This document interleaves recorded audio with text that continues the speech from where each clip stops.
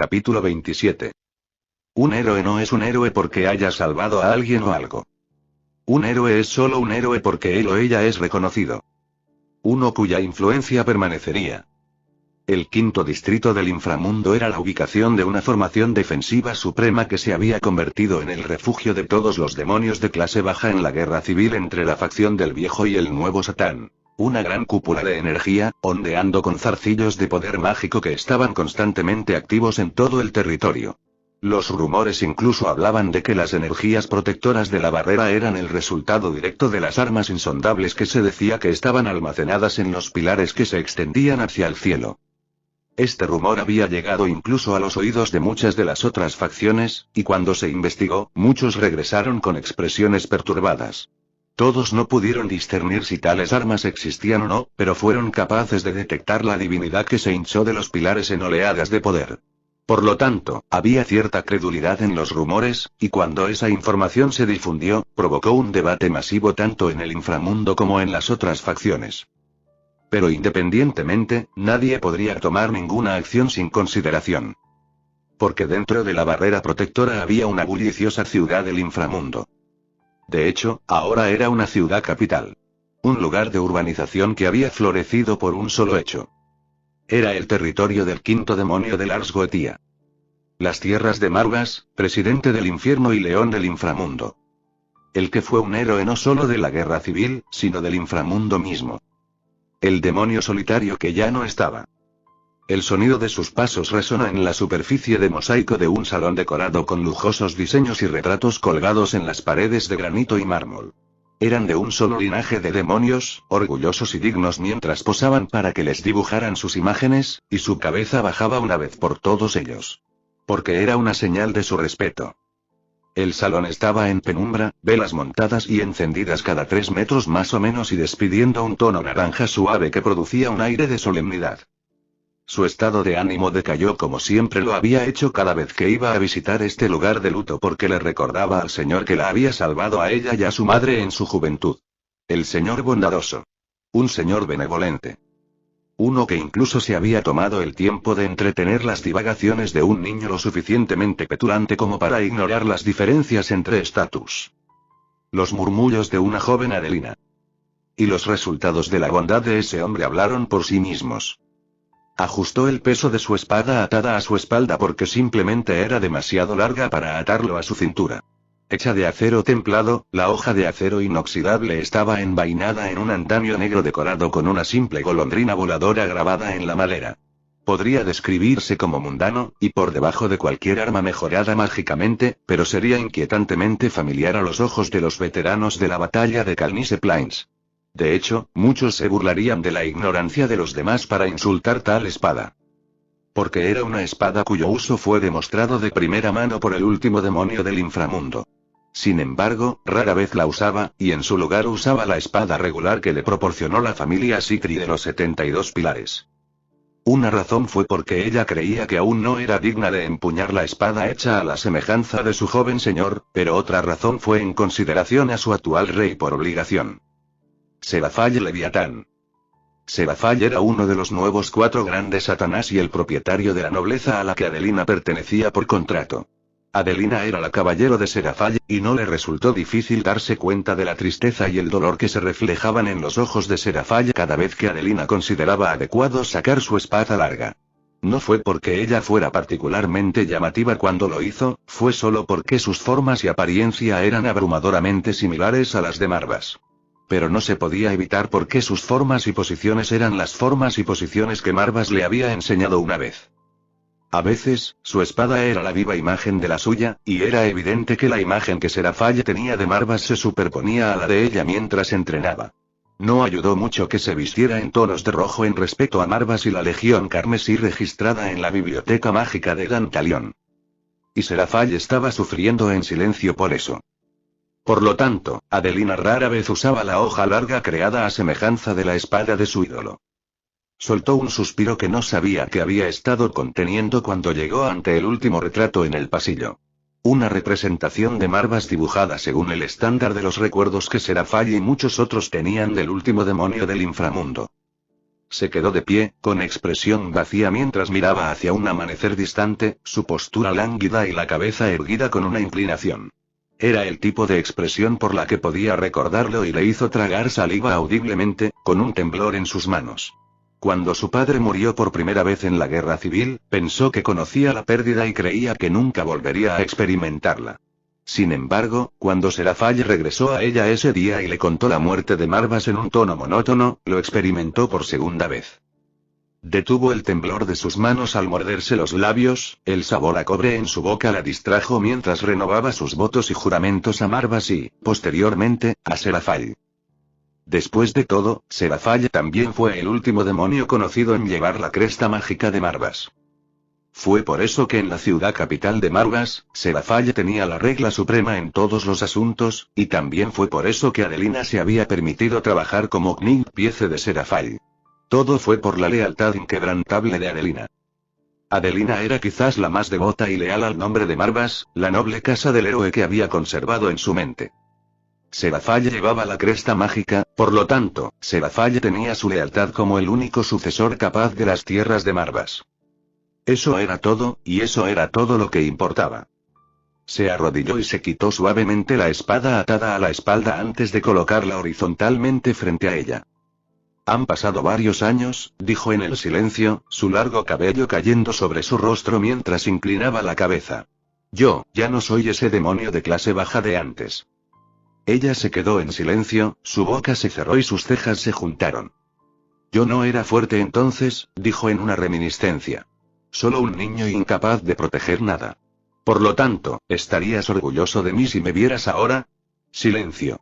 Ella no esperaba una respuesta de todos modos. Este era simplemente su ritual anual. Cerró la boca y ya no pronunció palabra alguna, acompañada solo por el suave crepitar de mechas perfumadas y ardientes. Gracias, dijo después de un momento, un temblor en sus labios cuando una oleada de emoción brotó de su interior. Por lo que me has enseñado y lo que has creado. Por todo lo que has hecho, no puedo agradecerte lo suficiente. Nunca fui realmente inteligente para ser un demonio, y realmente no entiendo el significado de lo que significaba tu existencia, pero para mí, siempre serás el hombre amable que dio a luz a un niño que ya no podía volver a los brazos de su madre. Un hombre que podía sonreír incluso sin beneficio propio. Ella frunció los labios. Un hombre como él. Un hombre como él no debería haber muerto. Se tragó su amargura y se compuso. Ya no había necesidad de revolcarse en la autocompasión y la duda. Lo que importaba era proteger el inframundo en el que lo dejó atrás. Uno que era un mundo donde incluso los demonios de clase baja tienen un mejor trato. Porque en palabras de Marvas, de clase baja o no, todos seguían siendo demonios. Los residentes del inframundo, caminantes de las llamas de Gehenna. Sus manos se movieron bajo las sombras de las velas, sacando su espada de su vaina, el brillo plateado reflejando sus ojos de color gris y haciéndolos brillar en la oscuridad.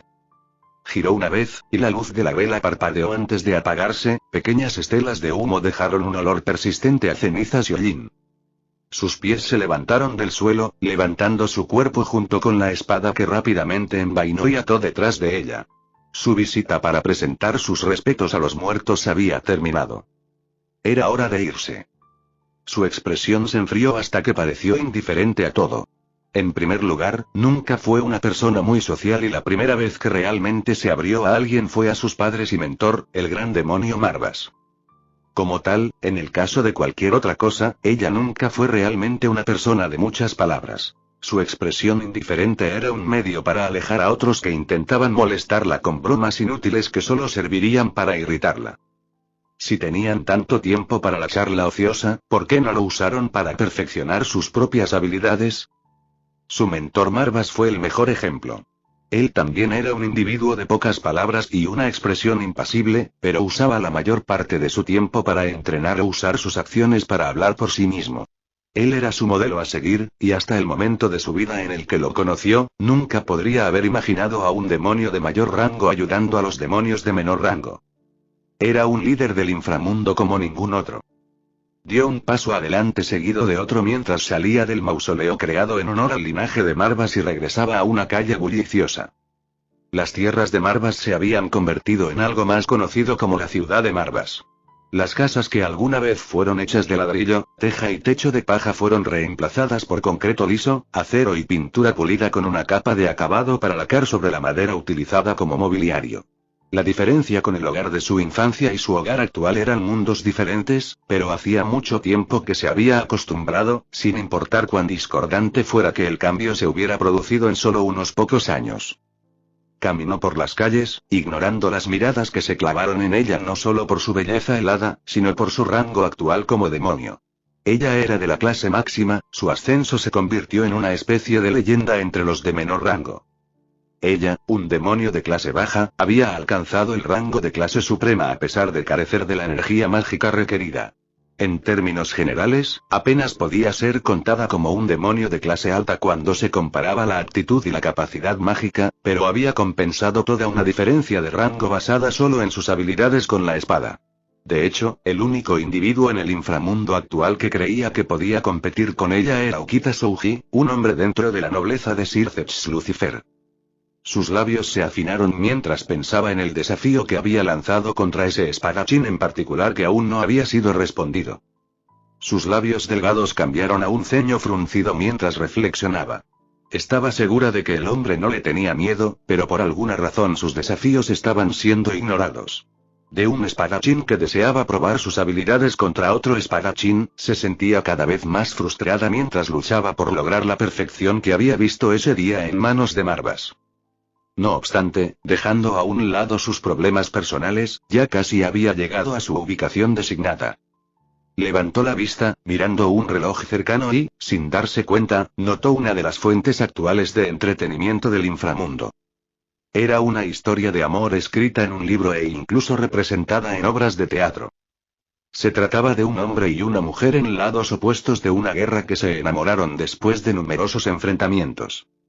Era la historia de amor del entonces Sirceps Gremory y Graifia Lucifuge en la guerra civil del inframundo.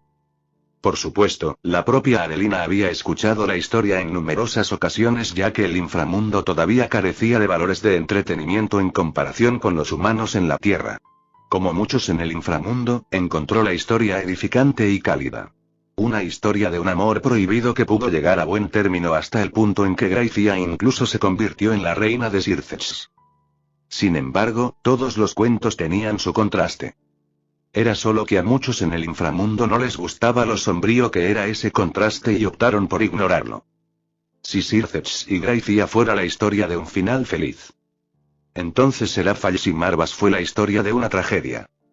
Era una historia triste que comenzaba como todas las historias felices donde un chico conoce a una chica, y la misma Adelina estaba directamente incluida en la historia. Porque ella era la niña que seguía las enseñanzas del protagonista. Había sido un momento feliz, Adelina sonrió con nostalgia, recordando los recuerdos de su infancia, pero sintiéndose amarga por dentro. Se decía que Serafalla había experimentado el amor por primera vez, algo que ningún pretendiente encontrado por la familia Sitri podría lograr. Para Marvas, incluso había retrasado su llegada al frente solo para permanecer a su lado, y cuando regresó con las legiones del inframundo a cuestas, trayendo la victoria en una batalla que era una derrota casi segura. Nunca se supo lo que Marvas realmente sentía por Serafalla, pero muchos en el inframundo especularon que él también la amaba. ¿Por qué si no se casaría con ella sin pensárselo dos veces?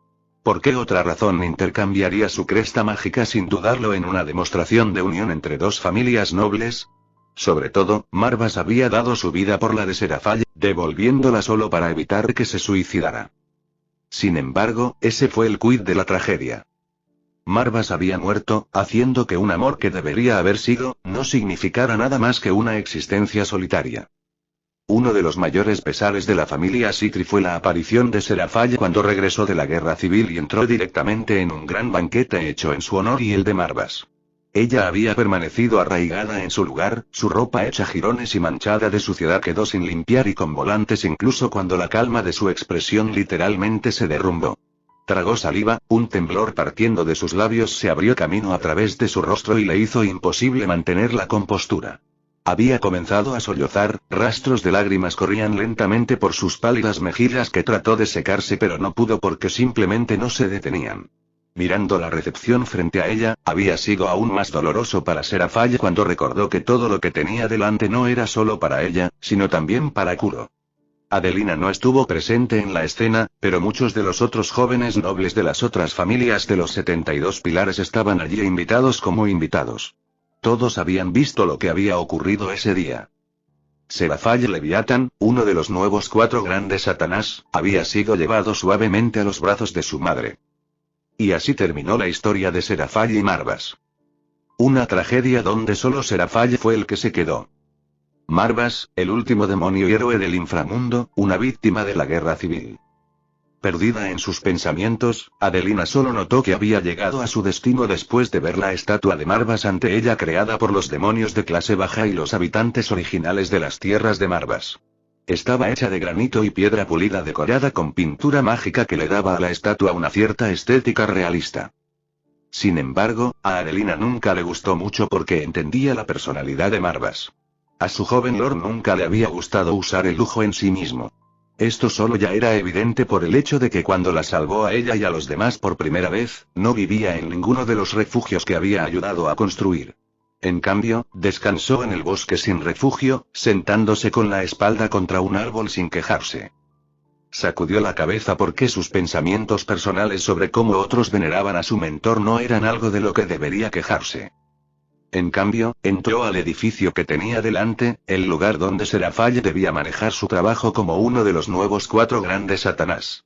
Sin embargo, como era de esperar, Serafall no estaba presente en la oficina principal. Serafall era algo así como Falbium en algunos aspectos. Por supuesto, Serafall no era tan perezosa, pero no dudaría en abandonar sus responsabilidades cuando surgía algo. Lo más probable es que la ausencia de Serafall tuviera algo que ver con su hermana menor, Sona Sitri. El único Serafall individual era demasiado sobreprotector al igual que Crimson Satan Sirthets y su hermana menor, Rias Gremory. Adelina suspiró, abriéndose paso hacia el escritorio que podía ver claramente que todavía tenía una gran cantidad de papeleo para ordenar sobre políticas y relaciones con los otros panteones. Metódicamente, Adelina se puso a trabajar. Cuando Serafall estaba fuera, recayó en ella para terminar todo lo que quedó atrás. Por lo tanto, se puede decir que Adelina se había vuelto experta en este sentido. Ella era la caballero de Serafall y esto también podría considerarse como parte de sus deberes. Solo que esta vez, algo la hizo detenerse. Era un pergamino flotante enviado por un sello mágico que Serafall claramente pasó por alto, ya que aún estaba sin abrir en el lado más alejado del escritorio detrás de las pilas de papeleo. Serafall probablemente lo había descuidado por la misma razón por la que ella estaba ausente en ese momento.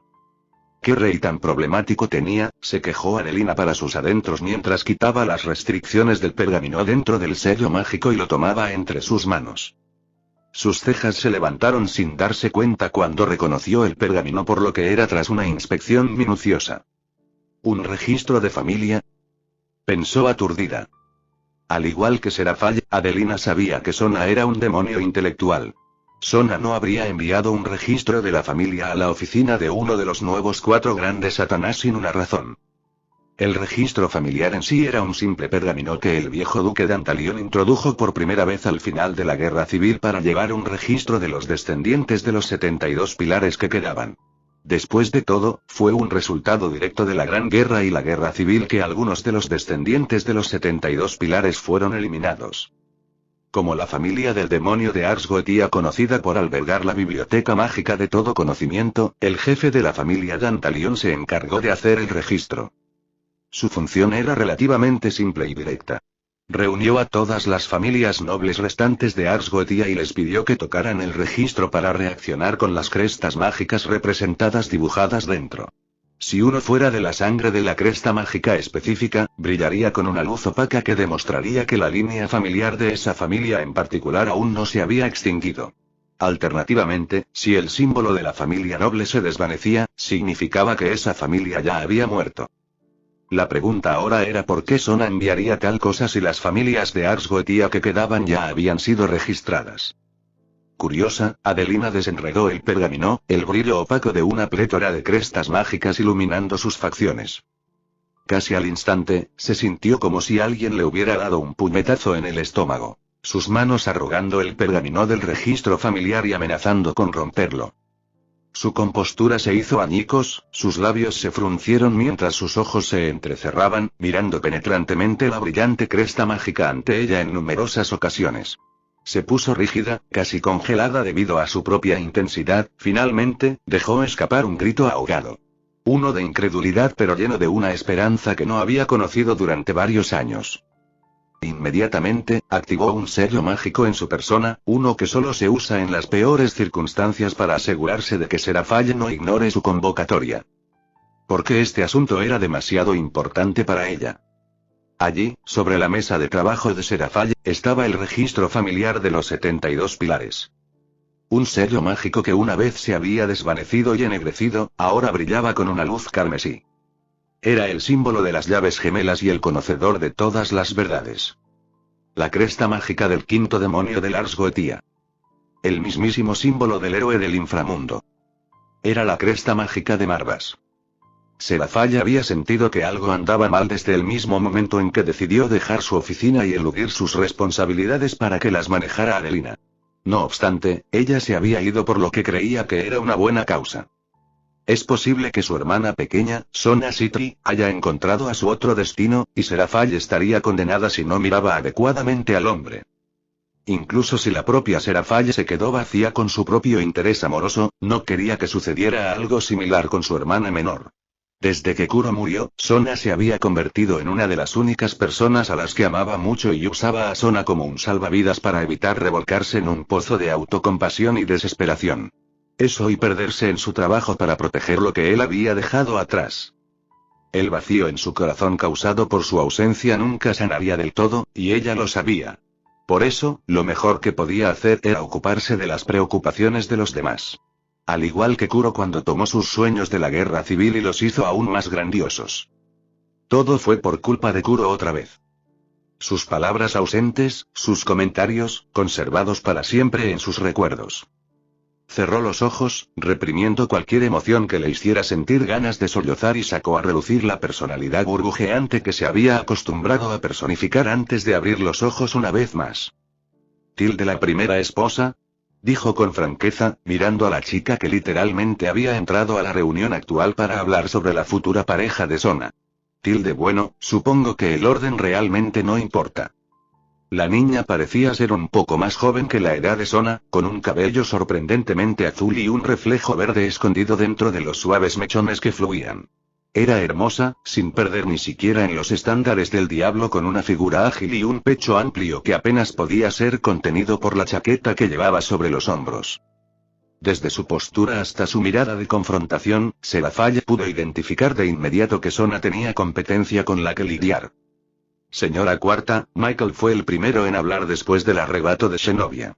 Hubo una pequeña pausa en su voz, pero Serafall notó la forma en que su expresión se iluminó lo suficiente como para hacerle saber que su estado de ánimo había mejorado con la llegada de Shenovia.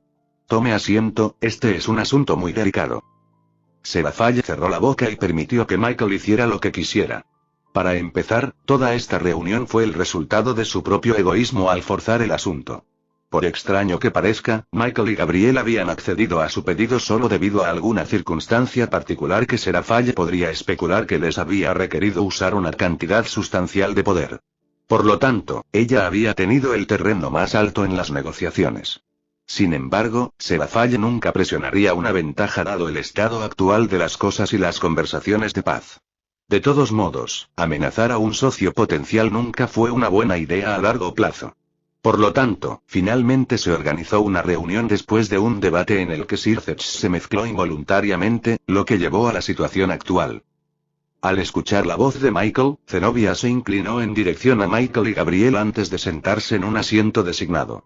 Fue solo entonces que Irina apareció a continuación, habiendo corrido tras Zenobia. Lo siento.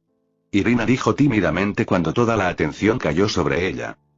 Gabriel solo sonrió y le hizo un gesto a Irina para que también tomara asiento. Irina lo hizo dócilmente, sintiéndose a la vez sofocada y asombrada por poder sentarse en presencia de Michael y Gabriel de los Serafines. Ahora bien, Seraphale se aclaró la garganta, moviendo una mano para alisar las arrugas que se habían formado en su atuendo de chica mágica compuesto por un conjunto rosa de 2 piezas de una falda y una camiseta sin mangas. Tilde, ¿dónde estábamos? Sobre el tema de tu propuesta, Gabriel se rió entre dientes, su apariencia hechizante. Me niego.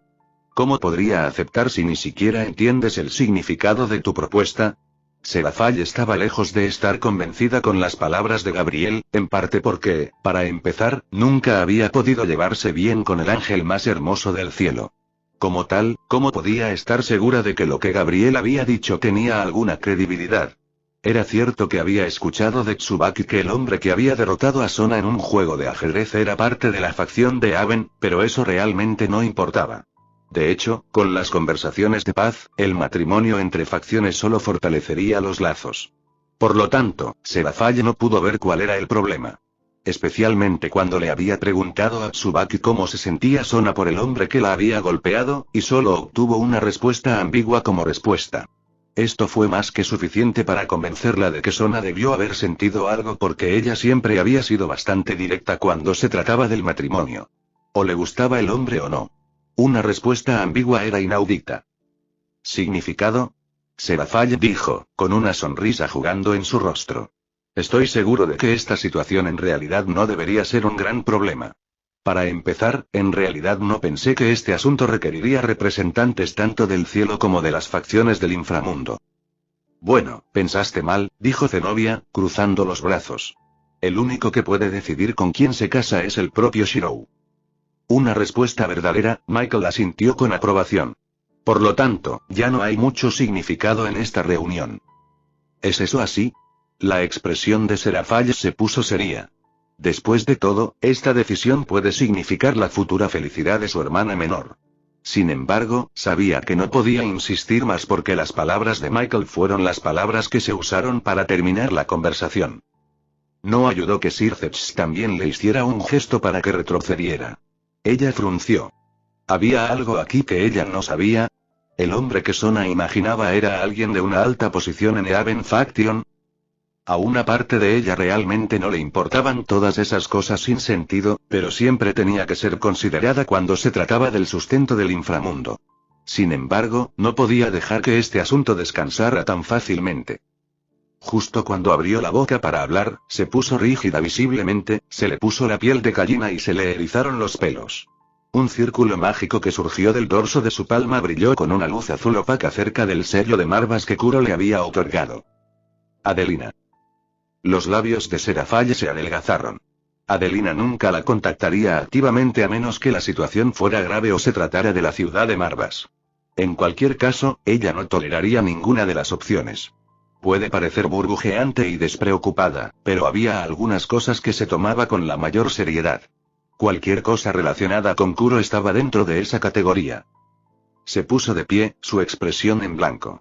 Desafortunadamente, han surgido algunos asuntos que debo atender, dijo, con un aire de frialdad a su alrededor que hizo que Sirceps parpadeara.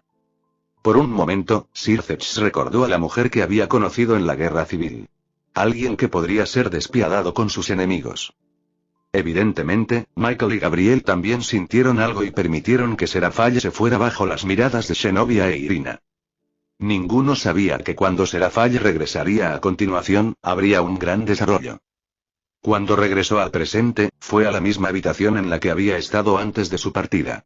Todo parecía igual que antes, y solo las mínimas diferencias en la manecilla de las horas del reloj en la pared le hicieron saber que apenas se había ido por mucho tiempo. Todo un viaje a través del tiempo en el inframundo, y solo habían pasado 2 horas en el presente. Era casi demasiado difícil de creer. El flujo del tiempo siempre ha sido difícil de predecir, sonaba la voz de Dios en su cabeza. Un evento pasado puede correr más rápido que uno futuro debido a las muchas ramificaciones que podrían formarse como resultado de alterar el pasado. Algo que ya has hecho. Escuchó la voz de Dios pero no respondió porque sabía que Dios solo estaba diciendo la verdad. Lo que le importaba ahora era asegurarse de que todo no había cambiado demasiado debido a sus acciones. El hecho de que hubiera llegado a la misma habitación de su partida sin apenas cambios en el ambiente era una buena señal en su opinión. Se puso de pie y distraídamente comenzó a inspeccionar su entorno hasta que estuvo satisfecho y volvió a sentarse. ¿Descubriste lo que estabas buscando? Abordó el asunto que no se atrevió a preguntarle a Dios en el inframundo por falta de tiempo. ¿Y qué es la Triexia? La bestia del Apocalipsis, la Triexia, dijo Dios solemnemente, casi como si Dios se hubiera quedado sin palabras. Cuando estaba absorbiendo mi fuerza pasada, pude distinguir dónde estaba la corrupción del Grial en esta era actual. Y está lejos de ser bueno. Es la peor situación posible. ¿Es tan malo? Preguntó, las cejas fruncidas juntas. Más de lo que te imaginas. Tomará todo lo que tenemos y más para corregir los errores de mi pasado, y para hacerlo requeriría la ayuda de los demás con los que preferiría no tener que lidiar. Por otra parte, la situación deja a nosotros sin elección. ¿Hay algo que deba hacer? Ninguna que tú solo puedas hacer en este momento, pero habrá algo en el futuro. Por ahora, es mejor discutir algunas cosas con Michael antes de proceder con algo. Con eso, Dios se quedó en silencio en un estado de contemplación, dejando a Shirou solo para sí mismo. Suspiró, sus ojos se nublaron mientras recordaba la imagen que había visto en su supuesta muerte. Era su felicidad salvar a otros. Experimentar lo que tuvo Kiritsugu cuando él mismo había sido salvado. Como tal, apenas tenía consideración por su propio bienestar, creyendo que mientras salvara al individuo, todo estaría bien. Sin embargo, por la desesperación que había visto en los ojos de Serafall, ya no estaba tan seguro. Era más una cuestión personal que algo sobre lo que realmente tenía que debatir, pero una parte de ella estaba dando más importancia a su propia vida solo para no tener que volver a ver algo así. Una imagen en la que parecía la persona que había salvado preferiría morir antes que estar viva. Sus manos se apretaron en puños, una resolución formándose desde dentro de él para evitar que algo así volviera a suceder. Se puso de pie, inquieto e incapaz de permanecer donde estaba sentado en un sillón reclinable. Era cierto que una vez había dicho que no saldría de la casa en la línea de tiempo actual para evitar problemas, pero no podía quedarse quieto. Se engañó a sí mismo creyendo que solo saldría a verificar que los cambios que había hecho no fueran demasiado grandes, pero inesperadamente se topó con una persona con la que estaba familiarizado casi de inmediato. Sona Sikri lo miró con peculiaridad, sin saber cómo no podía ver el parecido que tenía Shirou con uno de los héroes más grandes del inframundo. Si no fuera por el color de su tono de piel y la falta de marcas tribales negras, sería casi idéntico al demonio registrado en la biblioteca mágica de Dantalion. De todos modos, solo había salido a caminar para evitar cualquier situación que su hermana estaba causando en Kuo. Sin embargo, nunca hubiera esperado que su caminata la llevaría al hombre que era la fuente de toda la conmoción. Tenía muchas palabras que decir en este momento, pero solo unas pocas parecían adecuadas. Cualquier noción que Shirou había tenido sobre no cambiar nada demasiado importante en la línea de tiempo se desvaneció posteriormente. Tú, dijo Sona lentamente, su rostro se arrugó con preocupación. Están en una situación muy complicada, dijo directamente.